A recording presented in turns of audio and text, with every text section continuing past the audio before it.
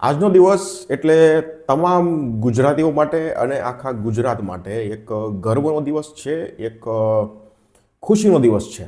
કારણ કે કોઈ પહેલી એવી ગુજરાતી ફિલ્મ છે જેણે 100 કરોડનો ધંધો કર્યો છે. પહેલી ફિલ્મ છે. ગુજરાતી ફિલ્મ ઇન્ડસ્ટ્રી તો ઘણા વર્ષોથી છે, પણ પહેલી ફિલ્મ છે જેણે 100 કરોડનો ધંધો કર્યો છે. એટલે આખું ગુજરાત ખુશ છે. એક ગર્વ લેવા જેવી વાત છે એવું કહી શકાય.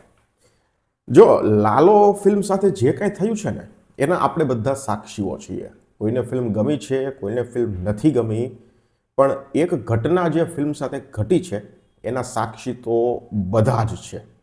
જેણે ફિલ્મ નથી પણ જોઈ, જેણે ફિલ્મ જોઈ પણ છે, જે ફિલ્મના વિરોધીઓ છે, જે ફિલ્મના ચાહકો છે, જે ફિલ્મના સપોર્ટરો છે, જે ફિલ્મની કાસ્ટ છે, જે કોઈ વ્યક્તિ અત્યારે હાલમાં ગુજરાતમાં જીવે છે એ બધા જ એક ઘટનાના સાક્ષી છે.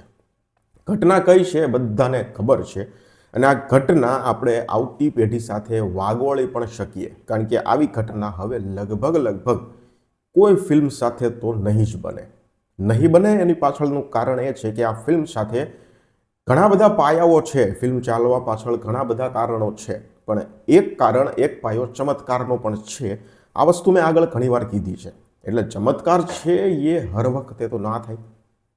એટલે કઈ ફિલ્મ સાથે ભવિષ્યમાં થશે અને થશે તો આવો જ થશે કે પછી શું થશે? જો કે હવે મોટી ફિલ્મો આવશે, 100-200 કરોડ 500 કરોડના ધંધા પણ કદાચ કરશે, પણ એ ફિલ્મો 20 દિવસ સુધી હાવ નીકળી જવાના આરે હોય અને 21મા દિવસથી 22મા દિવસથી ફિલ્મ ઉપડે, આવું તો લગભગ મને શક્ય અત્યારે નથી લાગતું. કદાચ આપણી આવતી પેઢી છે એના સમયમાં કદાચ કોઈ ફિલ્મ સાથે એવું થાય, પણ આ ફિલ્મ સાથે જે ઘટના મેં તમને કીધું એમ જે ઘટના છે કે 20-22 દિવસ સુધી આ ફિલ્મ એવી ચાલી. તમે વિચાર કરો, 20 દિવસનું ટોટલ કલેક્શન આ ફિલ્મનું 1 કરોડ રૂપિયા હતું. 20 દિવસનું ટોટલ કલેક્શન. એટલે ભવિષ્યમાં ફિલ્મ ચાલી તો એક દિવસે 7.5 કરોડનો ધંધો આપ્યો. તો તમે વિચાર કરો કેવી ઘટના. એટલે શરૂઆતના 20 દિવસ અમુક થિયેટરમાં ફિલ્મ ચાલી, અમુક થિયેટરવાળાએ તો ફિલ્મ કાઢી જ નાખેલી, એક પણ શો નહીં. અને જ્યાં હાલતી હતી ને ત્યાં પાછો એક શો. કોઈ થિયેટરમાં 2 શો હોય ને તો પાછો એક દિવસનો તો કેન્સલ જ હોય, પાછો એ રાતે શરૂ થાય. એટલે આ પરિસ્થિતિમાં ફિલ્મ ચાલી છે. પણ પછી કાંઈક એવું થયું કે ફિલ્મનું જે કલેક્શન છે એ 20 લાખ સુધી પહોંચ્યું, 25 લાખ, 38 લાખે ગયું. એક સમય એવો આવ્યો કે 1 કરોડ રૂપિયા કલેક્શન થઈ ગયું. પછી એવો સમય આવ્યો બીજા દિવસે કે 1.5 કરોડ, 1 કરોડ 75 લાખ. આ સમય જ્યારે આવ્યો પછી જે મોટા માથાઓ કહી શકાય, અમુક કલાકારો, અમુક ઇન્ફ્લુએન્સરો, પછી ધર્મગુરુઓ, રાજકારણીઓ, આ બધા જોડાયા. કારણ કે ત્યાં સુધી તો મને એવું છે કે લગભગ એ લોકોને ખબર, જો કે રાજકારણીઓ ધર્મગુરુનો વિષય નથી, પણ જે મોટા કલાકારો છે, મોટા ઇન્ફ્લુએન્સરો છે, અમુક એવા ઇન્સ્ટાગ્રામ પેજ લઈને બેઠા છે જે મફતમાં પોતાનો ફોટો પોતાના પેજમાં ના મૂકે, એવા લોકો પણ જોડાયા. કારણ કે પેલું ગુજરાતી કહેવત છે ને કે સફળતાના 100 સાથીઓ ને એવું કંઈક છે, નાણાં વગરનો નાથિયો ને નાણે નાથાલાલ ને આવી કંઈક કહેવતો છે. તો એ કહેવતો બધી આ સમયમાં એટલે કે 25મા દિવસે આ ફિલ્મ સાથે લાગુ પડે છે. કારણ કે ત્યારે આ ફિલ્મ છે એ ઓલરેડી માર્કેટમાં ધૂમ મચાવતી હતી. 1.5 કરોડના બિઝનેસ કરતી હતી. 1 કરોડ 85 લાખનું કલેક્શન લગભગ આ ફિલ્મનું 22મા નહીં પણ 25-26મા દિવસનું હતું. એટલે એટલું બધું કલેક્શન થયું. ત્યાર પછી ફિલ્મના જે આમ ઇન્ડસ્ટ્રીના જે મોટા કલાકારો છે એ સામે આવ્યા અને એને એમ થયું કે ભાઈ એ લોકો ચાલો હવે આપણે આ ફિલ્મને સપોર્ટ કરી લઈએ, કારણ કે આટલું બધું કલેક્શન થયું છે તો આપણે પણ હવે વહેતી ગંગામાં હાથ ધોઈ નાખીએ. અને જાહેરાત કરી દીધી આ ફિલ્મો ચાલવી જ જોઈએ, હું આ ફિલ્મ સાથે છું, આ ફિલ્મ ફલાણું. કારણ કે એ ભાઈને જ ખુદ ખબર પડી છે 21મા દિવસે કે આ નામની પણ ફિલ્મ થિયેટરમાં ચાલે છે. શરૂઆતના 20 દિવસ તો લગભગ ગુજરાતમાં કોઈને ખબર નહીં હોય, આ લાલો ફિલ્મની ટીમ સિવાય અને અમુક રિવ્યુઅરો સિવાય લગભગ ગુજરાતમાં કોઈને ખબર નહોતી કે આ નામની ફિલ્મ થિયેટરમાં ચાલી રહી છે. જેવું જ 1.5-2 કરોડનું કલેક્શન આવવા લાગ્યું એટલે કલાકારોને ખબર પડી, ઇન્ડસ્ટ્રીના મોટા માથાઓને ખબર પડી, એ લોકો માર્કેટમાં આવ્યા, ઇન્ફ્લુએન્સરોને ખબર પડી.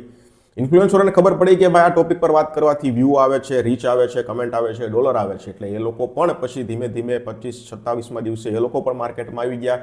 મહિનો થવા આવ્યો એટલે મોટા જે લેખકો છે કે જે બધું જ લખે છે, સારું લખે છે, ખરાબ લખે છે, એ લેખકો પણ માર્કેટમાં આવવા લાગ્યા. લેખકોની સાથે સાથે ધર્મગુરુઓ પણ 32માં 33માં દિવસે માર્કેટમાં આવવા લાગ્યા અને ફિલ્મ વિશે વાતો કરવા લાગ્યા. 35 દિવસ 36 દિવસ થયા એટલે રાજકારણીઓ પણ ફિલ્મ સાથે જોડાવા લાગ્યા અને 40 દિવસ થયા એટલે પછી તો લગભગ ગુજરાતમાં કોઈ એવું મોટું નામ, મોટું માથું, મોટું કલાકાર, મોટો ડિરેક્ટર, મોટો પ્રોડ્યુસર, મોટો ઇન્ફ્લુએન્સર, મોટો રિવ્યુઅર કે પછી કોઈ નહીં હોય કે જેણે ફિલ્મની નોંધ ના લીધી હોય અને પોતપોતાના સોશિયલ મીડિયા અકાઉન્ટમાં, ઇન્સ્ટાગ્રામ, ફેસબુક, ટ્વિટર, જે કાંઈ હોય, યુટ્યુબ, બધામાં પોતપોતાના જે મતો છે એ રજૂ કરવા લાગ્યા. 40 દિવસ થયા એટલે લગભગ આખું ગુજરાત છે લાલોમય બની ગયું અને સાચું, ખોટું, ખરાબ, સારું, જે મનમાં આવે એ બધું લખવા લાગ્યા અને બોલવા લાગ્યા. એક સમય એવો આવ્યો કે પોઝિટિવ રિવ્યૂ અને નેગેટિવ રિવ્યૂ બંને એક સરખા જ થઈ ગયા. જેટલા લોકોને ફિલ્મ ગમી હતી એટલા જ લોકોને ફિલ્મ વિશે એટલા જ સામે બીજા વિરોધીઓ હતા એ ફિલ્મ વિશે ખરાબ લખવા લાગ્યા ફેસબુકમાં અને XYZ બધી જગ્યાએ. એની પાછળ પણ એક કારણ છે. હવે એ લોકોને ફિલ્મ કદાચ ગમી કે ના ગમી એ અલગ વિષય છે, પણ એ લોકો જો ખરાબ અથવા તો નેગેટિવ લખે ને તો એ ટાઈમે એક નિયમ છે કે કોઈ પણ વસ્તુ માર્કેટમાં ચાલતી હોય, XYZ કોઈ પણ ટોપિક હોય કે ફિલ્મ હોય કે કોઈ રાજકારણનો મુદ્દો હોય કે કોઈ XYZ કોઈ પણ ટાઈપનો મુદ્દો હોય, એ મુદ્દાના સમર્થનમાં જનતા હોય, પણ જ્યારે તમે એના સપોર્ટમાં કંઈક લખો છો તો તમને રીચ મળે જ છે, કમેન્ટ્સ, લાઇક્સ મળે જ છે. પણ તમે એ મુદ્દાના વિરોધમાં લખો ને તો તમને એના કરતાં વધુ રીચ મળે, કમેન્ટ્સ મળે અને લાઇક મળે. હા, આ એક નિયમ છે. કદાચ તમે સોશિયલ મીડિયા ઘણા લોકો વાપરતા હોય, ના વાપરતા હોય, એના માટે હું કહું છું કે આ એક ટેકનિકલી છે. કોઈ પણ માર્કેટમાં મુદ્દો XYZ તમને કહવા લાલો અત્યારે ચાલી રહી છે, બરોબર, બધા એના વિશે સારું બોલે છે, લખે છે, સાંભળે છે, ગાય છે, બધું છે. પણ અમુક વર્ગ એવો છે એના વિરોધમાં લખે છે, કારણ કે એના વિરોધમાં લખવાથી લોકોનો સપોર્ટ પણ મળે. આ કેવા લોકોનો સપોર્ટ મળે ખબર છે? એ લોકો પાછા કમેન્ટ સેક્શનમાં એમ કહે કે ભાઈ વાહ, સિંહ છે, ફલાણું છે, ખૂબ સરસ કામ કરો છો તમે. એટલે એવી સિમ્પથી મળે. એટલે સિમ્પથી મળે, રીચ મળે, કમેન્ટ્સ મળે, લાઇક મળે અને છેલ્લે તો ડોલર મળે. એટલે અમુક વર્ગ એવો હતો કે ફિલ્મના વિરોધમાં ખૂબ લખ્યું, નાની વાતો, આમ તમે એ વાતો વિચારી ન હોય ને એવી વાતો લખે કે ભાઈ તમે લાલો ફિલ્મ જોઈ, તેમાં આ હતું તો આની જગ્યાએ આ કરી નાખ્યું તો ફિલ્મ જ ના બનો. આવી વસ્તુ પણ, ડિટેલિંગ વાળી વસ્તુ પણ, નકર ગુજરાતી ફિલ્મમાં ડિટેલિંગ વાળી વસ્તુની ક્યાં કરો છો? કોઈ રિવ્યૂ કરવા તૈયાર નથી, કોઈ પોસ્ટર મૂકવા તૈયાર નથી, કોઈ વાત કરવા તૈયાર નથી, થિયેટરવાળા શો આપવા તૈયાર નથી, રિવ્યૂ કરવાવાળા રિવ્યૂ કરવા તૈયાર નથી. અને ડિટેલિંગ તમે જુઓ, મને હું અત્યારે ભૂલું છું શું હતું એ, પણ એટલું ડિટેલિંગમાં એક ભાઈએ પોસ્ટ મૂકી હતી લાલો વિશે કે ભાઈ જો લાલો ફિલ્મ હતી એમાં કંઈક આ હતું, એની જગ્યાએ આ હોત તો ફિલ્મ બને જ નહીં. લો, આટલું એણે કહી દીધું હતું. હવે આટલું બધું ડિટેલિંગમાં કઈ રીતે એ લોકો વિચારી શકે છે? એટલે કેવું છે કે મેં આગળ કીધું ને, સફળતાના 100 સાથી. બાકી જો આ ફિલ્મ 20-25 દિવસે ઉતરી ગઈ હોત તો કદાચ કોઈને કાંઈ ફરક જ ન પડત.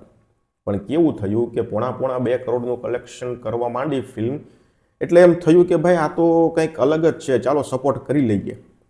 એટલે બધા જે કાંઈ મોટા લોકો છે એ બધાએ સફળતા ફિલ્મને મળી પછી જ જોડાણા છે. મને અત્યારે 2 નામ યાદ આવે છે જે શરૂઆતમાં જ્યારે આ ફિલ્મ જોવા હું ગયો 5મા-6ઠા દિવસે અને એના બીજા કે ત્રીજા દિવસે જ આ 2 લોકો ફિલ્મ જોવા ગયા હતા અને એમણે પોતાની સ્ટોરીમાં ફિલ્મ વિશે લખ્યું હતું. એ નામ છે એક તો આરતીબેન પટેલ, જે લવની ભવાઈ, ઓમ મંગલમ સિંગલમ જેવી ફિલ્મોના પ્રોડ્યુસર છે, અને સંદીપભાઈ પટેલ એમના હસબન્ડ, જે લવની ભવાઈ અને ઓમ મંગલમ સિંગલમના ડિરેક્ટર છે.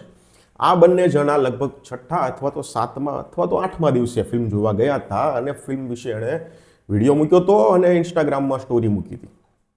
આના સિવાય મને કોઈ વ્યક્તિ યાદ નથી આવતું, કદાચ હું ભૂલતો હોય તો માફ કરશો, પણ એના સિવાય મને કોઈ વ્યક્તિ યાદ નથી આવતું કે જેણે ફિલ્મના એ ફેઝમાં ફિલ્મ જોઈ જ્યારે ફિલ્મોના કલેક્શન છે એ લાખમાં હતા, ફિલ્મોના શો નીકળવામાં હતા અને લગભગ અમુક જગ્યાએથી થિયેટરમાંથી ફિલ્મ નીકળી ગઈ હતી અથવા તો ગુજરાતમાં કોઈને ખબર નહોતી કે આ નામની ફિલ્મ આવે છે. ત્યારે આ બંને જણાએ ફિલ્મ જોઈ હતી.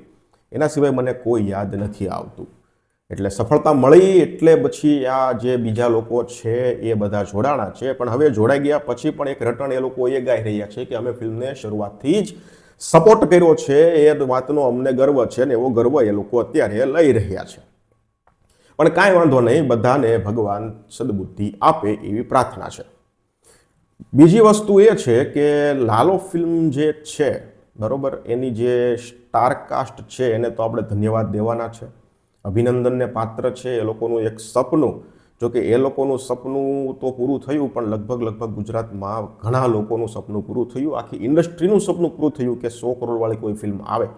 એટલે એક ઇન્ડસ્ટ્રી માટે પણ ખુશીની વાત છે. પણ સૌથી મોટા ધન્યવાદ માનસીબેન પારેખ અને પાર્થિવભાઈ ગોહિલને આપવા પડે, કારણ કે એમણે ફિલ્મનો હાથ પકડ્યો. જો ફિલ્મનું બજેટ નાનું, ફિલ્મની સ્ટારકાસ્ટ નાની, ફિલ્મના લોકેશન, ફિલ્મનો સ્કેલ, ફિલ્મનું જે પ્રોડક્શન હાઉસ, ફિલ્મના જે ડિરેક્ટર, ફિલ્મના જે પ્રોડ્યુસર, બધા નામ નાના. એટલે આ ફિલ્મ કદાચ રિલીઝ કરવી પડે ને તો કોઈક મોટું નામ જો ફિલ્મ સાથે જોડાયું હોય તો થોડો ટેકો મળી રહે. એ હેતુસર મને એવું લાગે છે કે અંકિતભાઈએ કદાચ 16 સૂત્રનો કોન્ટેક્ટ કર્યો છે, અને અથવા 16 સૂત્રની પહેલાં કદાચ બીજા કોઈનો પણ કોન્ટેક્ટ કર્યો હોય અને એ લોકોએ કદાચ ના પણ પાડી હોય. આ પોસિબિલિટી છે. એટલે પછી 16 સૂત્ર પાસે એ કદાચ ગયા હોય, અથવા તો પહેલો જ કોન્ટેક્ટ 16 સૂત્રને કર્યો હોય, એવું બની શકે છે. એટલે 16 સૂત્રએ ત્યારે એનો હાથ પકડ્યો અને એને જે ટેકો આપ્યો, એ ટેકો આપ્યો એ બદલ આપણે માનસીબેન અને પાર્થિવભાઈનો જાહેરમાં આભાર માનવો પડે.